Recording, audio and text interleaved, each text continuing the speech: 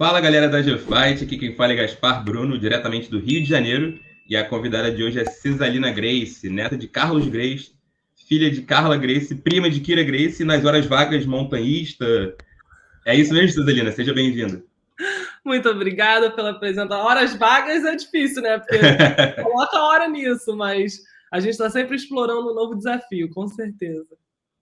Show de bola. Para começar, Cisalina, como não poderia deixar de ser, vamos falar sobre o assunto que acredito que você tem falado bastante ultimamente, que foi um objetivo que você tinha, né? Você, uma missão muito árdua que você, para quem não sabe, ela subiu o Monte Everest, a montanha mais alta do planeta Terra, com quase 9.000 metros de altitude acima do nível do mar. Se eu não me engano, em maio, né? Foi isso? Em maio? Eu cheguei no cume no dia 23 de maio, às 9h30 da manhã. Vamos começar pelo começo, então, Cesalino. Eu queria saber o que te motivou. Você está em casa e falar, oh, vou subir aqui o Monte Everest. Da onde surgiu essa ideia? Teve algum gatilho para te motivar, de certa forma? Sim, eu moro em Los Angeles, né? E aqui eu tenho um ciclo muito grande de atletas de endurance, de montanhistas. O meu network acaba sendo de atletas, principalmente por eu viver do jiu-jitsu também. E eu acabei me conectando com pessoas desse meio e surgiu a oportunidade de eu escalar uma montanha chamada Lobuche, que é também no campo base do Everest, você se hospeda ali, mas é uma montanha de 6.119 metros.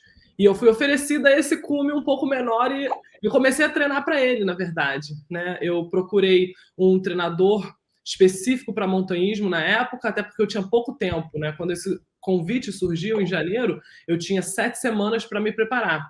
E pesquisando, eu vi que muita gente não conseguia nem chegar no campo do Everest, às vezes, que tinha problema de saúde ou que não conseguia lidar com a altitude.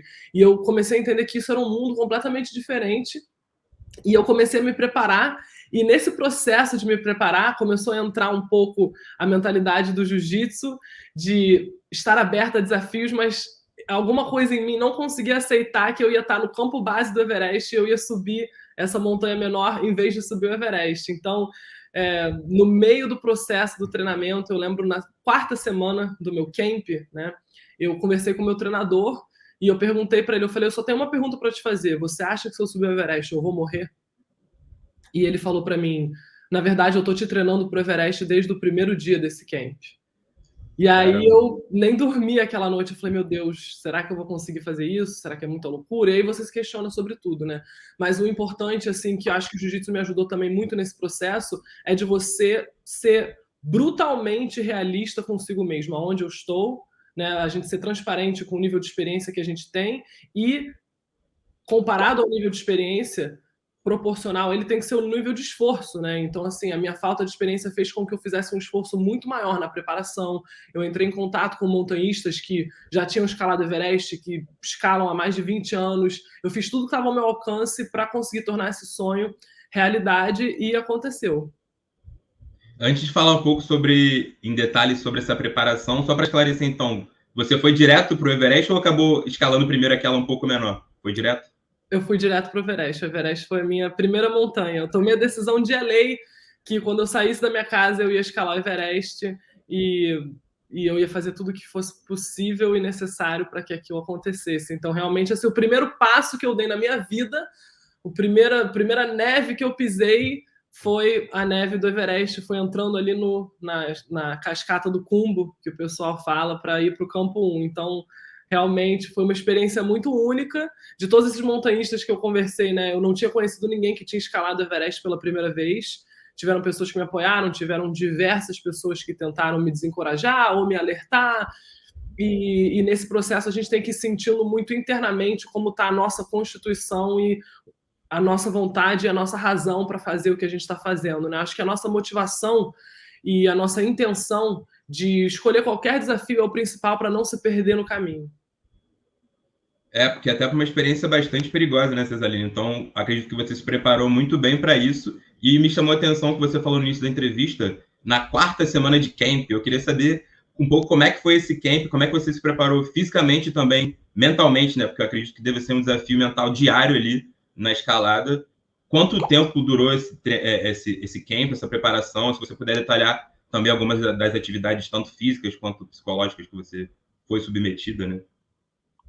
Então, eu tive 7 semanas para me preparar, porque foi a data que eu decidi aceitar esse desafio e a data que a minha expedição ia começar. Então, esse trabalho tinha que ser muito bem pensado e muito bem programado.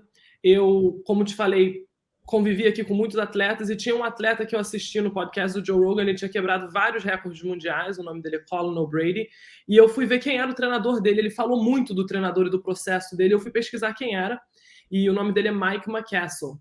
E quando eu vi quem era esse treinador e o que ele tinha atingido na própria vida, eu falei, nossa, esse cara ele vai ter que me aceitar, né? Como uma das novas atletas dele, porque ele quebrou o recorde do David Goggins de número de barras, ele fez mais de 5.000 barras com, né, peso nas costas, ele quebrou o recorde do Wim Hof de submersão em gelo, ele ficou 2 horas e 40 submerso em mais de 200 quilos de gelo, então ele tinha feito, assim, atingido coisas incríveis, então eu automaticamente já tinha uma confiança na capacidade dele para me preparar para esse desafio, que foi o maior desafio da minha vida. Qual a filosofia que eu abordei, né, a partir do dia 1? Foi a mentalidade faixa branca. Eu fui muito realista comigo mesmo de saber, eu tenho ferramentas internas que eu trabalhei a minha vida inteira dentro do jiu-jitsu, que me ajudam a controlar meu sistema nervoso e a me preparar da melhor forma possível. E a mentalidade do faixa branca faz parte a gente saber aonde estão, né, os nossos pontos fortes, os nossos pontos fracos, e saber que em qualquer ambiente, tanto no tatame, é bom a gente ter um mestre, é crucial a gente ter alguém também guiando e nos observando, o montanhismo não poderia ser diferente. Então, quem ia ser o meu mestre faixa preta no montanhismo? E eu busquei o mais graduado, que é o Mike McCassell. E dentro desse processo de treinamento, a gente fazia exercício de força, a gente fazia trabalho mental, ele me levava à exaustão. Então, esse treinamento era para ver a minha capacidade de responder sob pressão, de agir quando o meu corpo já estava completamente defasado, né? Então, assim, qual é a minha resposta diante de uma possível calamidade na montanha? Eu vou congelar? Eu vou me paralisar? Eu tenho conexão comigo mesmo de saber qual é o meu limite, de respeitar aquele limite? Um fato muito interessante do Everest é que 90% das mortes elas acontecem na descida. E quase ninguém sabe disso, porque, na verdade, eles chamam a febre do cume, né? Que você tá tão fissurado em chegar no cume, porque você tá vendo o cume, você passa do seu limite, você se desconecta de si mesmo e você chega num nível para conseguir atingir o cume que depois você não tem mais nada no tanque para te levar de volta com segurança à base. Então, esse treinamento consistiu de 7 semanas, eram de 3 a 3 horas e meia de treinamento por dia. Eu passava todas as minhas métricas, né, para o meu treinador, a gente estava em cidades diferentes, então eu recebia toda a programação por e-mail, a gente fazia ligações diárias, e eu mandava todas as minhas informações para ele, né, eu usava todas as métricas, todos os aparelhos para ver como estava o meu sono, se eu estava me recuperando, como estava o meu batimento cardíaco. E aí, na semana 4 desse camp, na 4ª semana do camp, a gente fez uma imersão, que são 3 dias de camp em altitude, em high altitude. E aí a Isso gente... que eu ia perguntar, né? Desculpa te interromper, porque lá acredito que um dos maiores desafios seja realmente a altitude, o ar rarefeito. Eu ia perguntar se você simulou isso um pouco também antes de ir, mas enfim, desculpa te interromper, pode continuar. Imagina, pode entrar a qualquer momento aqui com essas perguntas. Então, esse era o maior ponto de interrogação para mim. Como o meu corpo responde em altitude? A minha falta de experiência nesse ramo era o que mais me deixava em estado de alerta em relação ao Everest, porque eu vou me comprometer a fazer, né, essa expedição sem saber como o meu corpo responde em altitude. Eu não sou montanhista, então eu nunca me pus nesse ambiente para saber como o meu corpo responderia. Então, quando a gente fez esse camp na cidade de Portland, aqui nos Estados Unidos, a gente foi numa academia que ela tem um espaço fechado onde eles simulam a altitude. Então, a gente fez um camp de 3 dias, né? E dentro desses 3 dias a gente treinava 10 horas por dia, e aí variava de treino de força, circuito, cardio, escalada, tudo com peso, tudo com dificuldade, sempre testando a minha capacidade de lidar com adversidades. E aí eu lembro no primeiro dia de camp, já quando a gente estava treinando às 7 horas, eu já não conseguia mais me mover. Eu já falava para ele, nossa, eu não estou aguentando mais. E ele começou a me dar estratégias para quando eu me sentisse assim na montanha, o que eu tinha que fazer. Agora você vai contar os seus passos até 20. Mais 20 passos. Chegou lá, mais 20. E ele foi me dando diversas ferramentas para lidar com essas barreiras, né? Quando ele falava, quando você atingir essa parede que você achar que você não consegue passar, o que ele me mostrou? Que sempre existe uma solução, né, para qualquer problema que surge na minha frente. E eu lembro que nesse dia, quando a gente chegou na hora 7 de treinamento, ele montou um circuito e aí ele colocou baldes de gelo. Então eu fazia prancha, ele submersa em gelo, então o corpo todo tremendo, já cansada. E aí eu saía direto dessa prancha no gelo para fazer cadeira invisível com vários, né, pesos no meu colo, e aí eu tinha que montar Lego, eu tinha que fazer vários nós, ele colocava várias cordas, e aí com o pé submerso no gelo também. Então, assim, as minhas mãos congeladas, eu não conseguia mais sentir os dedos, tendo que montar Lego. Então, assim, ele conseguiu unir desafios físicos, mentais e emocionais, porque você chega uma hora que você quer chorar e quer desistir, e o principal desse camp, desse treinamento, é você saber que você tem a capacidade de superar desafios, porque eles vão aparecer. E isso foi uma forma muito eficaz de abordar essa preparação para o Everest. Muito bacana, Cesalina. Falando em desafios mentais, eu vou te ficar devendo onde eu vi essa informação, se ela procede. Queria confirmar com você. Não sei se eu vi numa rede social ou em alguma entrevista que você deu. Antes de você escalar o Monte Everest, você tinha e ainda tem medo de altura? Por mais paradoxal que isso possa parecer, é verdade isso? Eu morro de medo de altura, nossa. E a minha vida inteira eu tentei superar esse medo, né? Então eu sempre me coloco em situações que eu falo, nossa, Cesalina, pelo amor de Deus, o que você está fazendo aqui? Mas o fato de eu conseguir superar aquele desafio, ele me torna um pouquinho mais confiante de ir ao próximo, né? Eu lembro que o meu primeiro desafio de altura, realmente, assim, foi saltar de bungee jumping. E eu fiz no meu aniversário. Então foi um presente que eu me dei, mas eu não sei que tipo de presente é esse que me assusta mais do que me alegra. Mas a sensação de missão cumprida e de saber assim, nossa, eu fiz isso e não morri, né? Eu fiz isso e eu... Acho que não é nem a morte que a gente tem medo, às vezes é o sofrimento, é a dor, é o desespero. Como eu lido com esse desespero? Como eu lido com situações extremas? Porque eu acho muito importante a gente analisar na vida quais são os medos que a gente tem que são racionais, que são importantíssimos para a nossa autopreservação e para a nossa sobrevivência, e quais são os medos que a gente tem que são fatores limitantes da nossa vida, que a gente precisa trabalhar para superar. E eu acho que eu faço muito essa autoavaliação, essa autorreflexão de quais são os medos que me mantêm segura e alerta e quais são os medos que estão me prevenindo de atingir sucesso, de superar desafios, de viver novas experiências. Eu acho que quanto mais a gente faz esse trabalho de ir superando os medos aos poucos, mais a gente enxerga que nenhum medo, na verdade, é justificável, né? Uma coisa é você ter atenção, uma coisa é você viver com precaução em certos cenários, você ter bom senso, e outra coisa é você ter medos que são fatores limitantes na vida. Então, eu busco sempre me desafiar nesse lado, porque eu sempre fui a pessoa que, se os meus amigos moravam num andar um pouco mais alto no prédio, estava todo mundo na varanda, eu estava sempre, opa, meu Deus, não quero... Então, eu notava a diferença, não sei porque eu sou alta, mas, consequentemente, depois do bungee jumping, eu saltei de paraquedas, e aí é uma sensação mais agonizante ainda, né? Porque você está literalmente saltando de um avião, né? O bungee jump você ainda tem alguma coisa amarrada em você, assim. O paraquedas é uma sensação um pouco diferente. E no final do salto eu acabei realmente gostando da sensação que eu estava experienciando. Eu consegui, até através da respiração, eu me acalmei e eu consegui tá presente no ambiente. Eu acho que a principal coisa que acontece quando a gente está com muito medo, parece que a gente se projeta para uma outra dimensão. Assim, a gente perde a capacidade de estar presente. E aí a falta de presença faz com que a gente tome decisões que às vezes não são favoráveis, né, a nós mesmos. Então, assim, aquela sensação de presença, de conseguir, eu tô respirando, tô bem e tô aproveitando esse momento, faz com que eu vá me desafiando cada vez mais. E realmente, assim, do bungee jump pro paraquedas pro Everest foi um salto. Foi um salto literalmente gigantesco, né?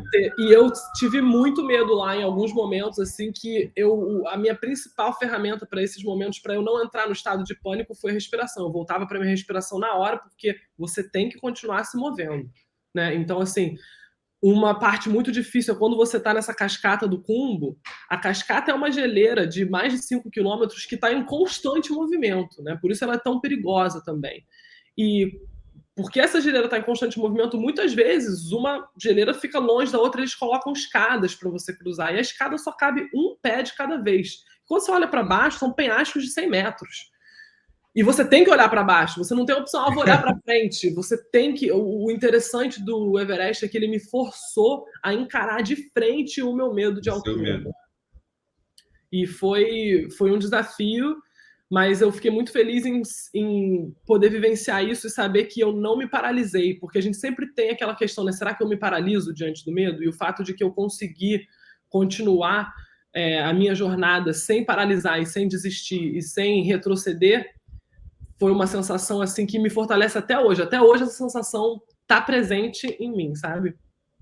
Muito bacana, Cesalina. E antes da gente começar a falar sobre os perrengues, aventuras que você pode falar para a gente já lá no Everest, eu queria fazer uma pergunta sobre a preparação, né? Não vou nem falar em gastos, eu diria mais investimento, né? Porque, enfim, os benefícios que essa experiência te trouxe já são bem claros e evidentes nessa entrevista. Eu queria saber o quanto você investiu, se você se sentir à vontade, claro, para falar, nesse seu camp, treinos, equipamento, alimentação, estadia, o quanto mais ou menos você investiu para poder realizar esse desafio e vencer o Monte Everest? Sim. Olha, eu acho que eu ainda tenho que sentar aqui e fazer minhas contas, porque eu tô até com medo de olhar o número. Mas depende muito da expedição que você tá, né? Depende muito do seu sistema que você já opera. Então, assim, o que eu posso dizer, equipamento é a parte mais cara também, assim, você tem que comprar. Eu não tinha nada de equipamento, né? Então, para mim, eu tive que fazer um investimento grande, porque eu literalmente não tinha nem as bases que você coloca embaixo do summit, da sua jaqueta do cume, né? Assim. Então, acho que juntando o equipamento, a expedição, treinamento, essa viagem, dependendo muito da companhia que você for, acho que ela pode ir você consegue encontrar expedições assim, você consegue ir de $40 mil até, eu sei que tem gente que cobra $250 mil.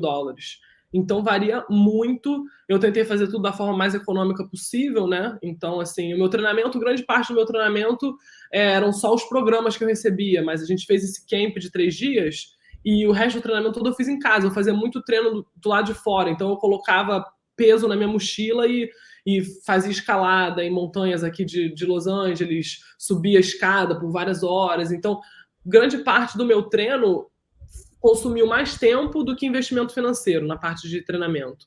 Mais suplementação, assim, que eu já tomo, né? Eu já tinha uma vida de atleta, então, para mim, a parte do treinamento não foi tanto de custo de treinamento, foi mais ajuste para focar no Everest. E aí a expedição depende muito de que tipo de expedição você vai querer ter. E o quanto de luxo que eles falam, né? Você quer ter na montanha e o quanto de equipamento você, né? Qual a marca do equipamento que você vai comprar? Eu acho que isso é uma escolha muito pessoal, assim, de cada um. Uhum. Aí deve ter ficado gerando em torno ali entre esses dois valores, né? Que você falou. Até por conta que você falou que não tinha tanto você consegue ir de $40 a $60 mil, acho que você consegue cobrir todas as despesas do Everest. Entendi. Show de bola. Vamos falar agora sobre ele, sobre a sua experiência lá no Everest. Vou fazer as perguntas, a gente já entrou em alguns termos técnicos, né, de preparação, do camp e tudo mais. Agora eu vou fazer as perguntas que eu tenho certeza que você responde na rua, com seus amigos, todo mundo que fica curioso para saber dessa experiência. Aquelas perguntas, tipo, você já temeu pela sua morte? Você se deparou com algum tipo de avalanche? Quanto tempo durou essa escalada até o cume? Se você puder falar um pouco sobre isso para a gente. Sim, sem dúvida. Eu acho que o principal acordo que você tem que fazer com si mesmo quando você decide subir o Everest é que você está preparado para a morte. E isso foi algo que eu só tive consciência quando eu cheguei lá. E ninguém consegue te preparar para isso, né? Eu acho que quando você se depara com uma situação tão extrema como a que eu me deparei, você reflete sobre tudo na sua vida, mas se você não fizer um acordo consigo mesma que você vai continuar seguindo em frente enquanto você tiver vida, você acaba desistindo. Por que eu falo isso, né? antes de começar a subir, quando eu vi o ambiente que eu estava no campo base do Everest, você está num campo cercado de montanhas em volta, onde você está vendo avalanche o tempo todo, você está escutando pedra rolando por baixo da montanha. Essa foi a temporada mais fatal da história do Everest, dos 103 anos de escalada da montanha. Então, constantemente, por mais que eles tentam nos proteger de certas informações para não interferir na nossa escalada, a gente está escutando. Né? Você está no campo 2, eu escuto que morreu um cara no campo 2 agora. E eu acabei de chegar ali. Você está passando pelo cumbo e você escuta que 3 Sherpas morreram ali há uma semana atrás. Então, a morte é algo presente e real e tangível no Everest. E isso é algo muito difícil da gente experienciar em qualquer outro ambiente. Eu nunca tinha passado por isso. Então, muita gente compara a sensação de estar em ambientes assim com até a sensação de guerra, né? Que é o PTSD, que eles chamam aqui, mas que é uma sensação pós-traumática de estresse extremo. Porque são muito poucas as situações na vida que você vai encontrar um corpo morto na sua frente. E não tinha nada que eu pudesse fazer para me preparar para isso. Não tinha treino, não tinha preparação física, não tem preparação mental. Você só vai saber como você vai reagir quando você está lá. E se você permitir qualquer espaço mental para desistir, você vai desistir. Então, eu fiz um acordo comigo mesma que se eu estivesse respirando e eu estivesse me movimentando, eu ia continuar seguindo em frente. Que eu jamais deixaria o medo ou qualquer experiência me paralisar. Então, eu fui, né, eu peguei 2 avalanches lá que caíram realmente em mim e passa um filme na sua cabeça, não tem como ter controle total do seu sistema nervoso nesse momento, né? Todas as perguntas surgem, mas o interessante é que quando a gente faz um acordo consigo mesmo para qualquer coisa que seja na vida, você vai se perguntar tudo, menos será que eu devo voltar? Então, quando uma avalanche veio em cima da gente na cascata do Cumbo, eu me perguntei, meu Deus do céu, o que eu estou fazendo aqui? Eu me perguntei, por que eu estou fazendo isso? Eu me perguntei, né, qual é a minha inspiração para seguir em frente, o porquê que eu seguiria em frente. Você se pergunta tudo, será que eu sou capaz? Será que eu vou morrer? Será que eu tenho forças para me levantar? Mas a única pergunta que não surgiu na minha cabeça é, será que eu devo voltar para o campo base?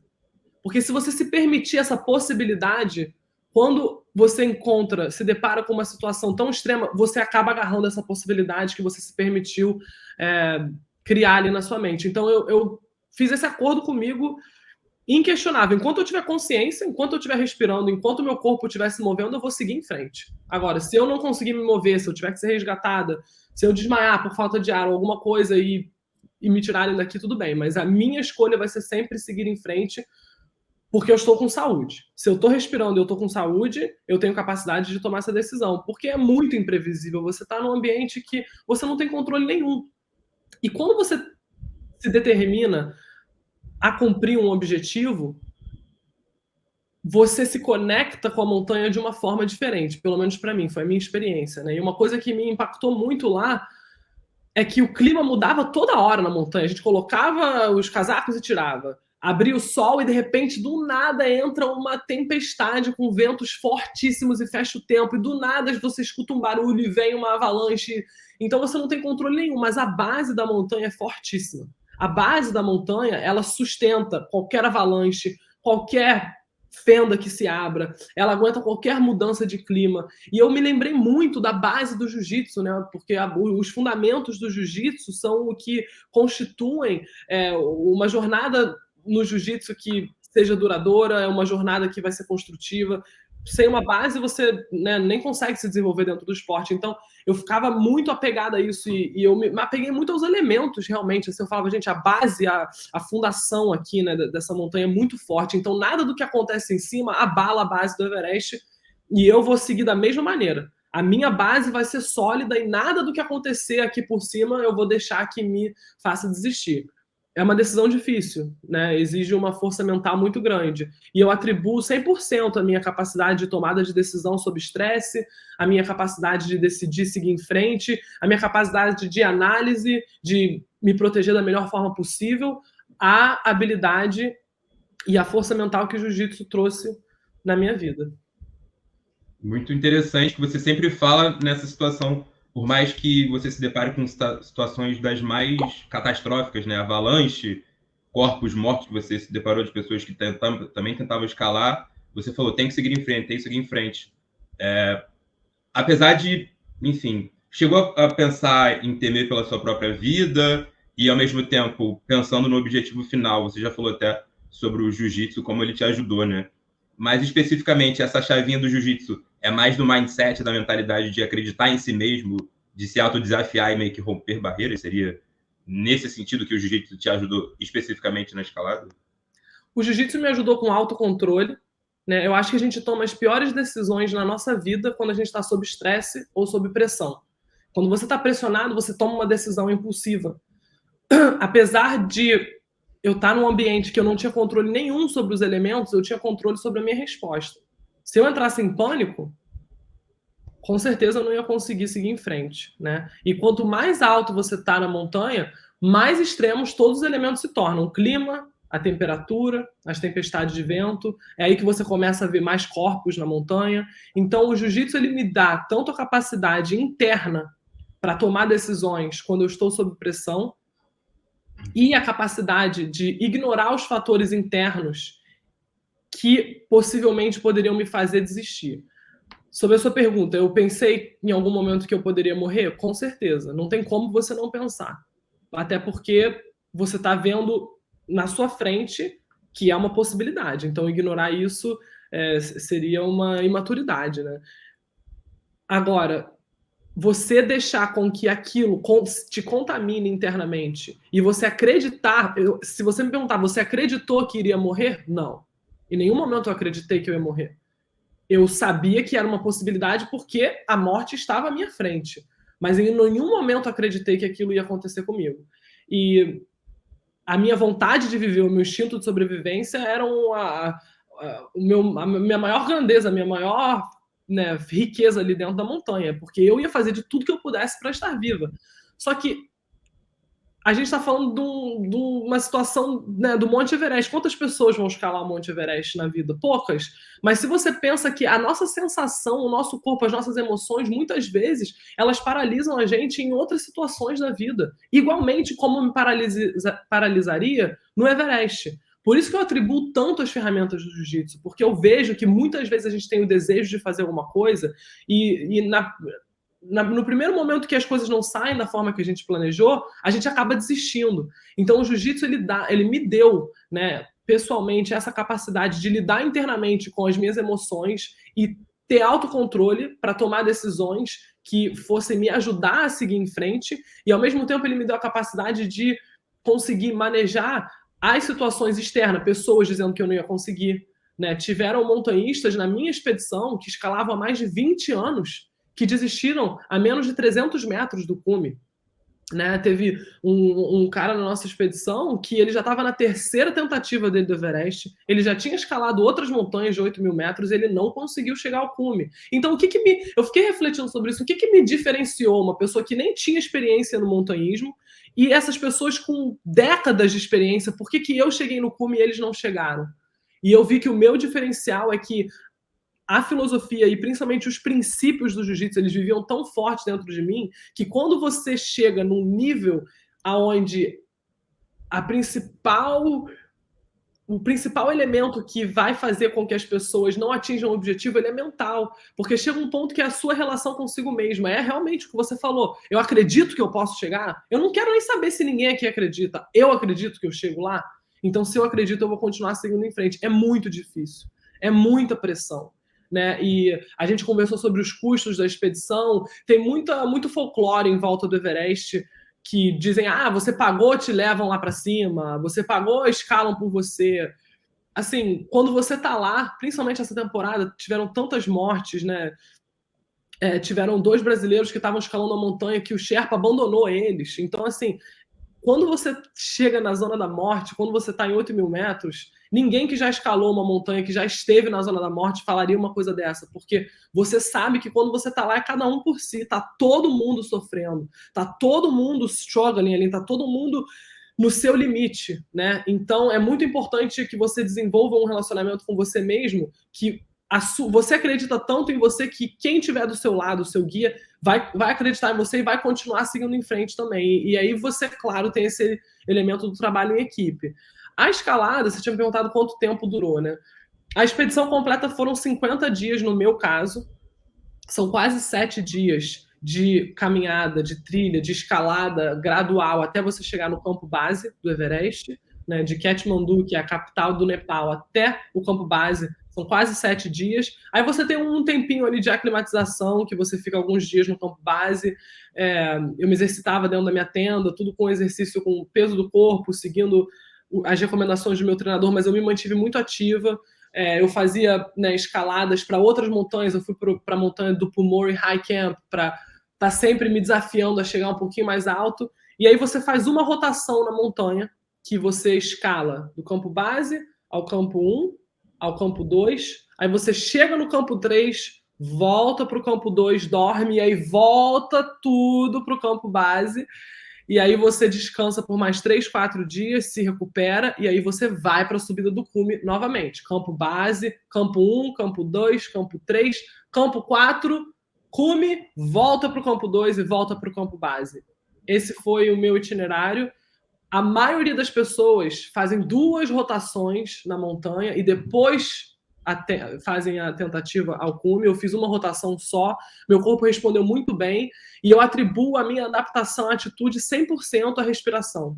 Eu fazia 20 minutos de respiração por dia, né? Eu fiz um protocolo de respiração dentro do conhecimento que eu já tinha específico para isso, para ativar o meu pulmão, para hiperventilar o meu organismo, para mandar mais oxigênio para o meu cérebro, para eu estar em estado de alerta, para eu conseguir mandar oxigênio para os meus músculos, para as minhas células, para que eu tivesse, né, um funcionamento óptimo ali. Então, eu acho que não é uma coisa, né? É um conjunto de coisas que fazem com que a gente atinja o sucesso, ou que a gente atinja o nosso objetivo. E quando eu coloco tudo dentro dessa esfera que eu fiz e que eu fui alimentando, eu acho que cada coisa teve o seu papel fundamental para que essa expedição tivesse sido um sucesso, né?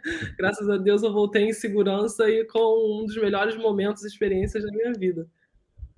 Falando em sucesso, né? Você resumiu muito bem essa experiência. Eu queria saber agora a sensação, né? Porque é óbvio que a experiência completa é subir e descer também, né? Como você bem alertou que a maioria das mortes acontecem na descida, né? Depois que as pessoas atingem o cume. Mas ao mesmo tempo tem todo aquele sentido simbólico de alcançar literalmente, nesse caso, né? O topo do mundo, né? Eu queria saber o que você sentiu, se você chorou, se você gargalhou, se você gritou, se você tinha força para fazer alguma coisa. O que passou na sua cabeça quando você finalmente alcançou o cume do Everest?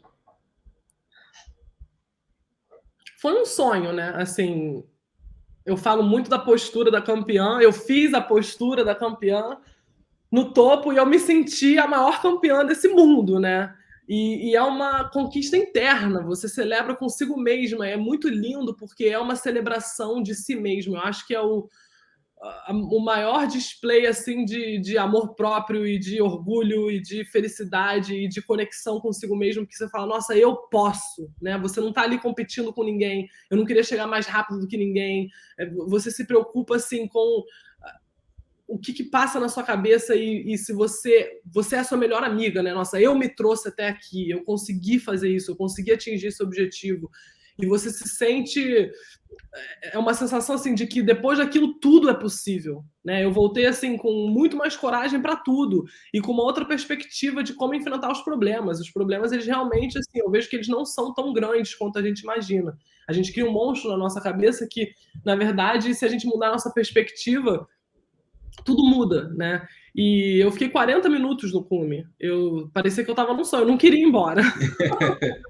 Pensava, será que eu posso morar aqui? Imagina.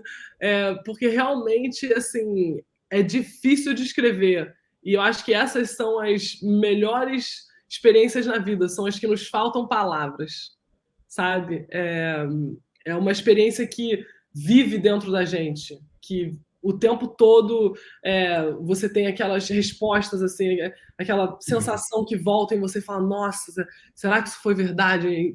Que incrível, né?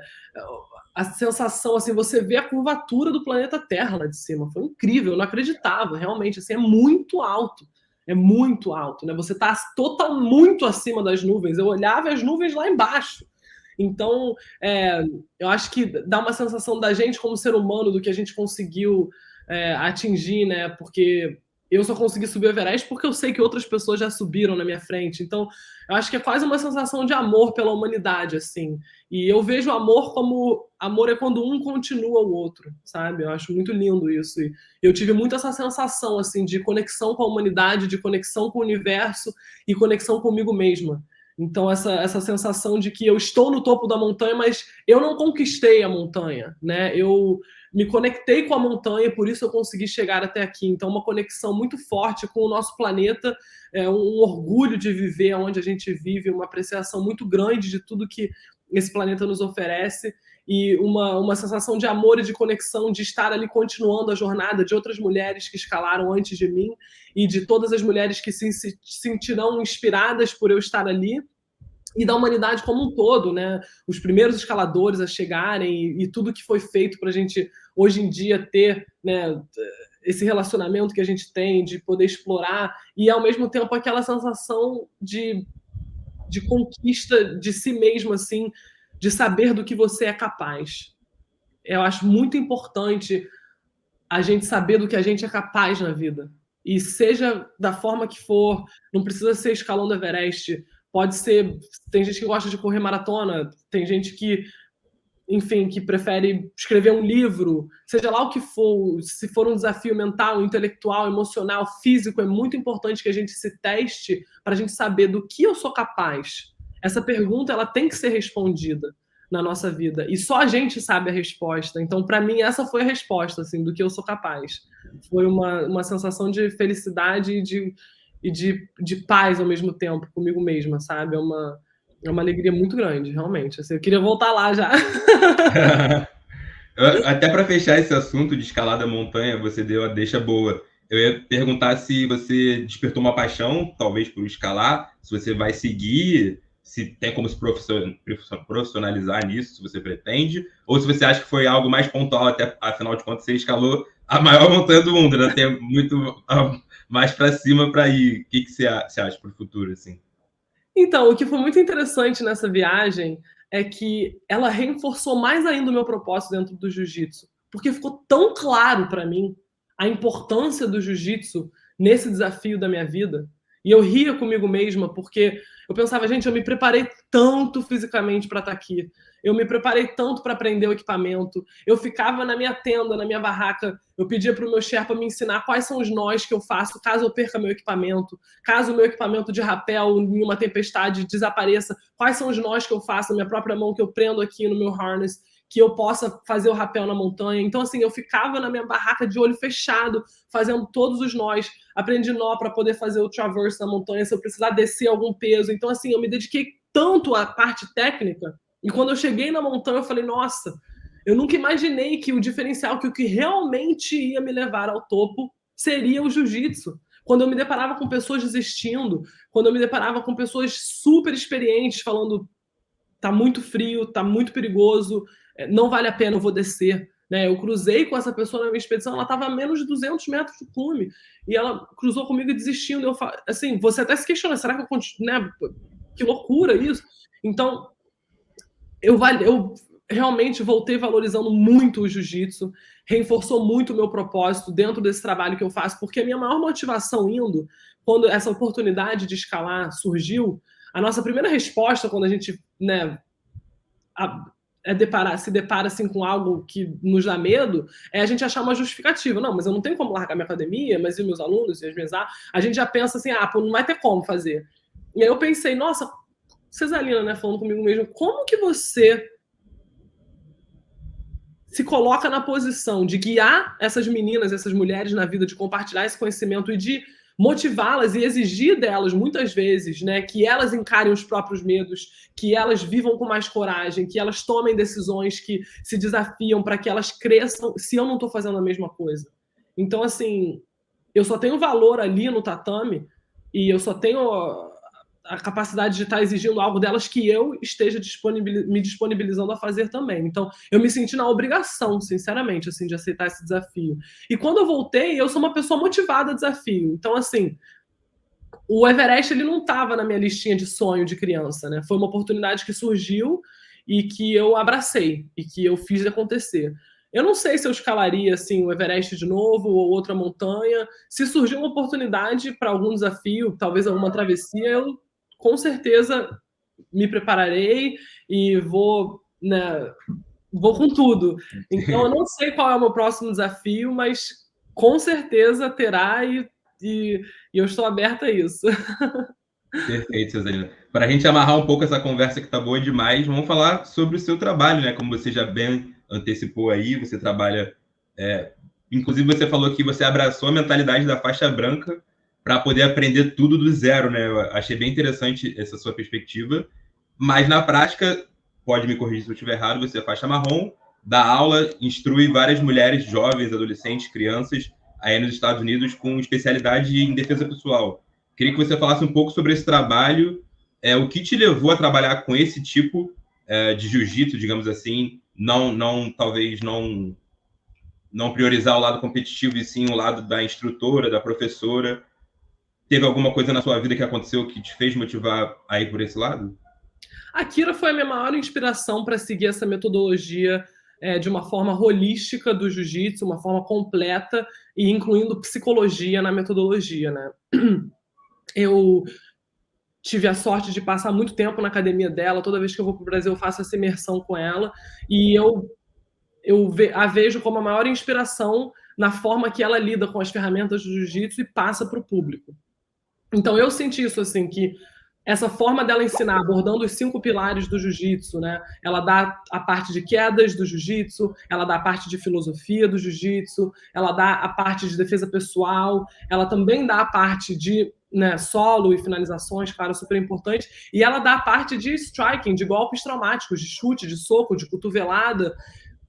E eu nunca tinha visto uma abordagem ao jiu-jitsu da forma tão completa como ela faz. Então, isso, para mim, foi inquestionável. Assim, esse é o caminho que eu quero seguir. Eu vi a importância do jiu-jitsu com a psicologia, porque nós, professores, estamos passando não só técnicas como valores, como, né, filosofias de vida, e, ao mesmo tempo, a gente está usando a comunicação, a postura, e tem diversos exercícios da psicologia que eles se casam perfeitamente com o jiu-jitsu. A minha escolha de trabalhar particularmente com meninas e mulheres vieram através né, das minhas experiências na vida, que eu fui vendo, caramba, peraí, ninguém está dando atenção para as mulheres. A gente precisa muito dessas ferramentas, né? Eu tive uma vida muito rica no sentido de experiências, assim. Eu tive muita sorte que eu morei em vários países diferentes. Eu, com 17 anos, eu me mudei para Londres, para Inglaterra. Graças ao Roger, que morava lá, que me fez o convite, e eu aceitei. Então, o pessoal me convidou, eu vou. Ele me convidou para passar 6 meses com ele na Inglaterra.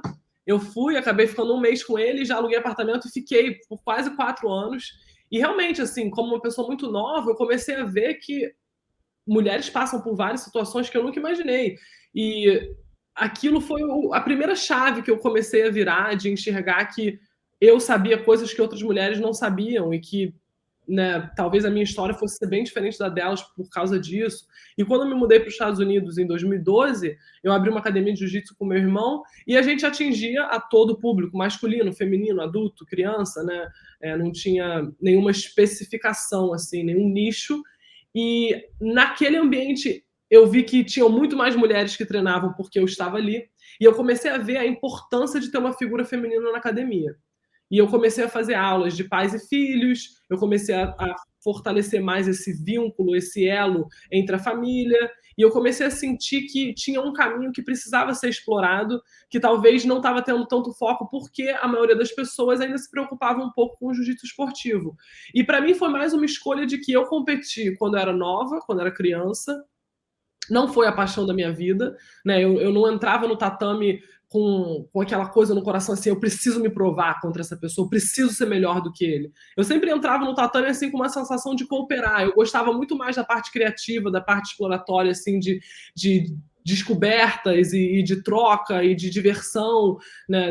Da parte mais playful, assim, do jiu-jitsu, do que nessa coisa de me provar. Eu sempre tive essa coisa de mais me provar comigo mesmo, assim, de superar os meus medos, de me desafiar, de sentir que eu tô me fortalecendo mentalmente, que eu tô crescendo. Eu nunca tive essa coisa com o outro, assim, eu preciso ganhar do outro para me sentir que eu sou melhor do que ele. E eu acho que tem uma parte da competição que é super importante, né, que também nos força a aprender a lidar com os nossos nervos, a você ter a coragem de seguir em frente, de se matricular, de entrar, de aparecer, de ter consistência. Tem muitos benefícios, mas eu sentia que já tinha muita gente fazendo isso. Eu falava, nossa, a gente tem milhões já de competidores, né? Tem muita gente que está avançando esse lado do jiu-jitsu, que está trazendo essa consciência, mas ninguém está trazendo esse lado de que o jiu-jitsu é uma escola para a vida, né? O jiu-jitsu é uma ferramenta de desenvolvimento pessoal. E o meu avô fez esses desafios, né? O Carlos Gracie, ele criou esses desafios para trazer a atenção para o jiu-jitsu. Não foi para mostrar eu sou melhor do que você. Ele trouxe essas ferramentas e falou, vamos criar esse desafio contra o karatê, contra, né, luta livre. Ele ia nas academias de polícia na época para ensinar os policiais. Então, eu acho que o coração, o principal, a fonte do jiu-jitsu sempre foi como a gente pode usar essa ferramenta como uma coisa mágica para o desenvolvimento humano. E aí eu me conecto muito mais com esse lado, porque eu vejo a transformação na minha frente, eu choro nas aulas, eu me emociono ao ver as histórias muito vívidas ali, de ensinar as meninas a falarem com a voz de campeã, né? A gente faz brincadeiras para elas irem enxergando, mas é o nosso superpoder, fala com a voz saindo da barriga, em vez de, não quero, aquela coisa afinando a voz. Não, fala com coragem. E a postura da campeã, vamos entrar na academia, olha no olho das pessoas, dá bom dia, olha no olho da aluna nova, se apresenta, inclui ela no time, tenha espírito de liderança. E o que eu acho lindo do jiu-jitsu é que o jiu-jitsu, ele honra a personalidade de cada um. E a personalidade das pessoas que gostam de competir é muito pequena. Até as estatísticas do jiu-jitsu mostram isso, né? A quantidade de pessoas que desistem quando entram na academia, porque a cultura é muito competição e a pessoa estava buscando mais um complemento para a própria vida, uma ferramenta para que você, né, consiga aprimorar seus relacionamentos, se aprimorar como pessoa, ter um melhor relacionamento no trabalho, ter mais coragem para, às vezes, abrir a sua empresa.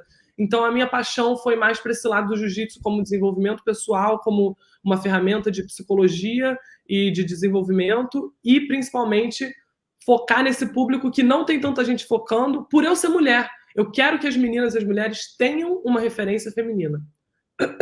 Muito bacana você identificar essa lacuna no mercado, né? Até pela sua própria vivência, porque talvez, enfim, obviamente eu nunca vou saber o que mulheres passam, mas a gente sabe, né? Você pode ter passado por situações que você pode prevenir por você ter essas habilidades que talvez outras mulheres não tenham, né? Então, essa questão da desenvolver, e aquele ditado, né? Autodefesa, defesa pessoal, quer dizer, é melhor ter e não precisar usar do que precisar usar e não ter, né? Então, realmente, você salva vidas, né? Não estou exacerbando nem nada, você literalmente salva vidas com esse trabalho. É muito bacana você ver falando com paixão sobre isso. Eu amo essa frase. E complementando até essa frase, eu sempre falo, e quanto mais você sabe, menos você precisa usar. Né? Porque já tá. A gente nem nota o quanto isso transforma a gente, e realmente você se torna, você muda, né? Então a chance de você precisar usar aquilo é muito menor, porque você já está se posicionando na sociedade de uma maneira diferente.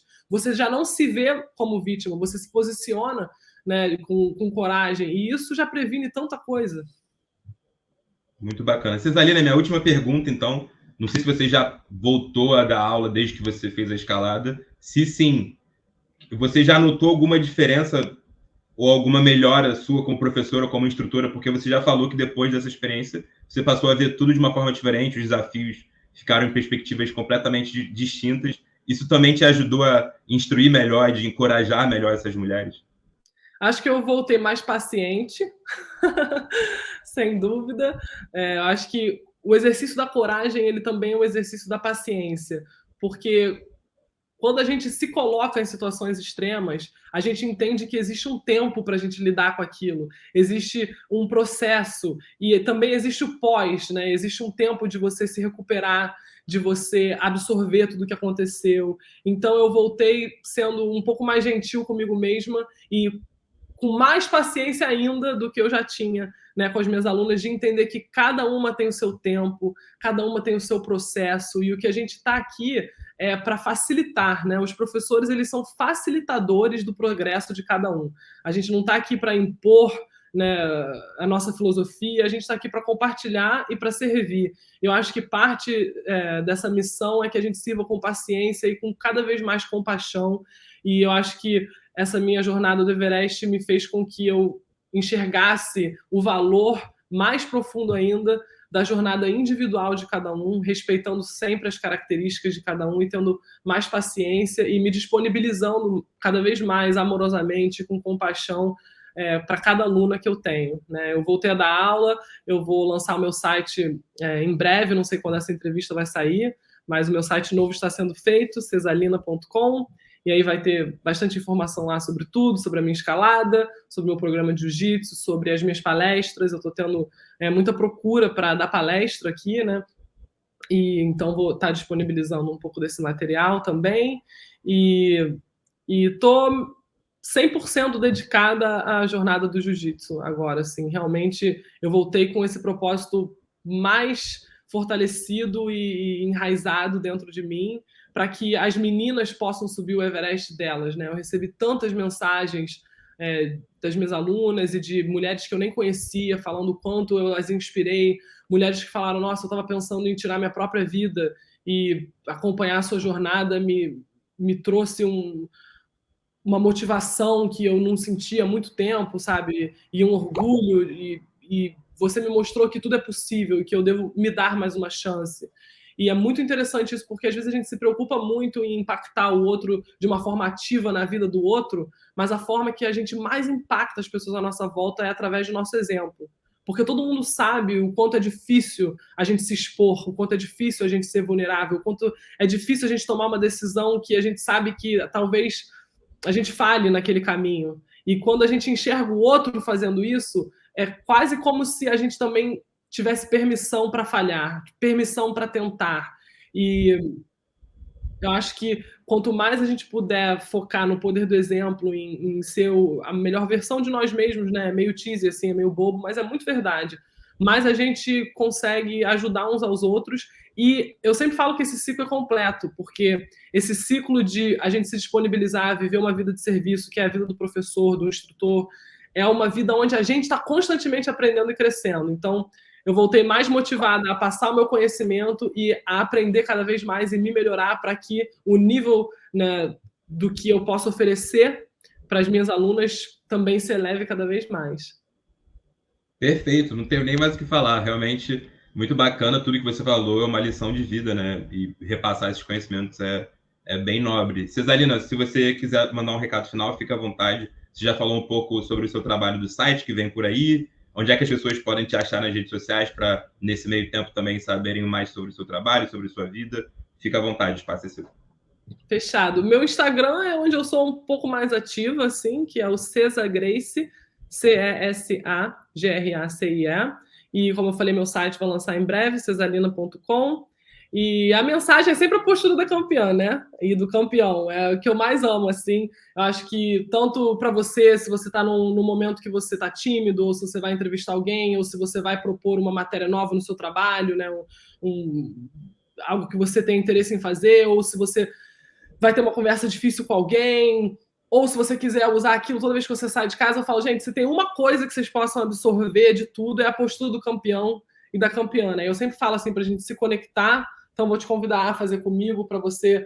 Existe na psicologia, quando você toca o seu coração, você já até altera o seu batimento cardíaco e você já muda a sua respiração. Então, trazer a mão para o nosso coração, trazer um pouco de energia positiva, se conectar consigo mesmo, esquecer o que está à sua volta e você se enxergar como um campeão. Então, como se essa linha você tem a capacidade de sempre sair de casa e não ter vergonha de ocupar o espaço, de levar a sua grandiosidade para esse mundo. Eu acho que a gente se diminui muito. Então, é um convite para que a gente viva a vida na postura do campeão e da campeã.